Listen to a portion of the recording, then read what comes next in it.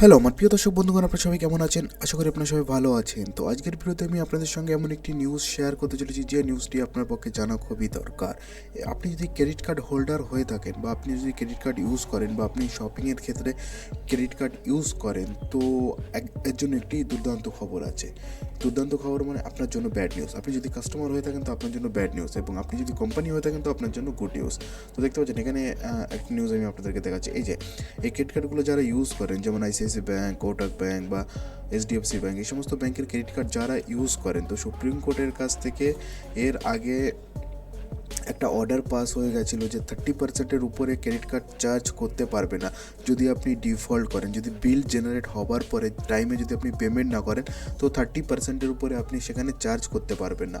কিন্তু এই আজকে সবেমাত্র একটি নিউজ বাইরে আসলো, যে নিউজটি হচ্ছে যে কাস্টমার যারা যে সমস্ত ক্রেডিট কার্ড ইউজ করেন, যে সমস্ত কাস্টমার, তাদের জন্য একটি ব্যাড নিউজ। দেখতে পাচ্ছেন এখানে, you are credit card holder, there is a bad news for you in this supreme court ruling. তো সুপ্রিম কোর্টের কাছে একটা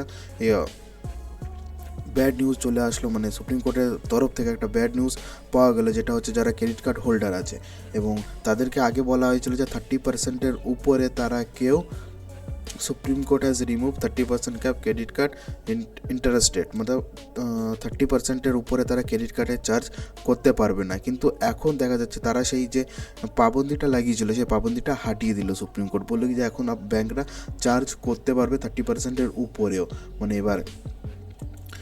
এবং এখানে যে সমস্ত এবং কাদের কাদের এতে সুবিধা হবে এবং কাদের অসুবিধা হবে, যে সমস্ত কাস্টমাররা ক্রেডিট কার্ড ইউজ করে সিম্পলি তাদের অসুবিধা হবে, এবং যারা এই সমস্ত ব্যাংক যারা ইস্যু করে ক্রেডিট কার্ড তাদের হচ্ছে সুবিধা হবে, এবং যে সমস্ত ক্রেডিট কার্ড হোল্ডার যারা ইউজ করেন তাদের তো অসুবিধা হবেই হবে। এবং এর জন্য ইন্টারেস্ট রেট তারা 30%-এর উপরেও লাগাতে পারবে। আগে একটা লিমিট ছিল যে তারা 30%-এর উপরে লাগাতে পারবে না।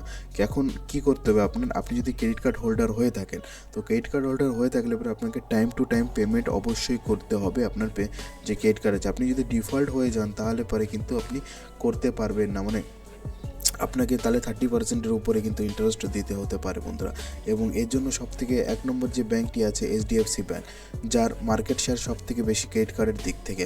এবং তারপরে আছে এসবিআই ব্যাঙ্ক, এবং এই এসবিআই ব্যাঙ্কের আরেকটি আছে কার্ড যেটা শেয়ার মার্কেটে লিস্ট আছে, সেটা হচ্ছে SBI card and payment service limited. তো এই কোম্পানিটি আপনি এসবিআইয়ের সেটা আপনি স্টক মার্কেটে লিস্ট দেখতে পেয়ে যাবেন।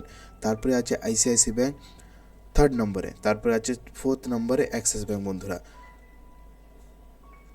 তো ভিডিওটি ভালো লাগলে পরে অবশ্যই ভিডিওকে লাইক করতে ভুলবেন না। চ্যানেলে প্রথমে ভিজিট করে চ্যানেলটিকে সাবস্ক্রাইব করবেন। ভিডিও দেখা